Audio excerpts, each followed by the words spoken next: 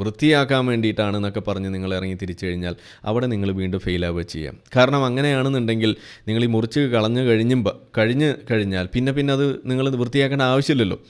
അപ്പോൾ വൃത്തി അല്ലെങ്കിലും നിങ്ങളാക്കണം. അതിപ്പോൾ എങ്ങനെ വൃത്തിയാക്കണം എന്നുള്ളത് നമ്മൾ പഠിപ്പിക്കണം. ഇപ്പോൾ പല്ല് തേക്കുന്ന കാര്യം നമ്മൾ പറയാറുണ്ട്. എന്തൊരു ബുദ്ധിമുട്ടാണ് പല്ല് തേക്കുക എന്ന് പറഞ്ഞു കഴിഞ്ഞാൽ.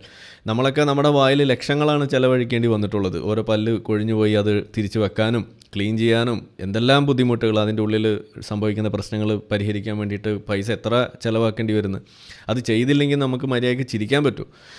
ഇതൊന്നുമില്ലെങ്കിൽ അണ്ടർവെയറിനകത്തെങ്കിലും കടന്നോളും. ഇത് പല്ലിൻ്റെ അവസ്ഥ വന്നു കഴിഞ്ഞാൽ മര്യാദയ്ക്ക് ചിരിക്കാൻ പോലും കഴിയില്ല എന്നുള്ള അവസ്ഥയിൽ നിങ്ങൾക്ക് ഓർമ്മയുണ്ടോ? എൻ്റെ പണ്ട് ഇവിടെ ഒരു പല്ലുണ്ടായിരുന്നില്ല. അപ്പോൾ ഞാൻ ഇങ്ങനെ ഇരിക്കാറുണ്ടായിരുന്നില്ല. ഏത് പരിപാടിക്ക് പോയി കഴിഞ്ഞാലും ഇങ്ങനെ ഒരു ബുദ്ധിമുട്ടുള്ള ചിരിയൊക്കെയാണ് ചിരിച്ചത്. ഇന്നിപ്പോൾ അങ്ങനെയല്ല, ഇന്നിപ്പോൾ അട്ടഹാസമാണ്. എന്തുകൊണ്ടാണ് അങ്ങനെ ചിരിക്കാൻ പറ്റുന്നത്? കാരണം ആ പല്ല് തിരിച്ചു വെക്കാൻ കഴിഞ്ഞു എന്നുള്ളതാണ്. അതിന് എത്ര ചിലവായത്? ഇംപ്ലാന്റ് ചെയ്യുന്നതിന് ചിലവായത് നമുക്ക്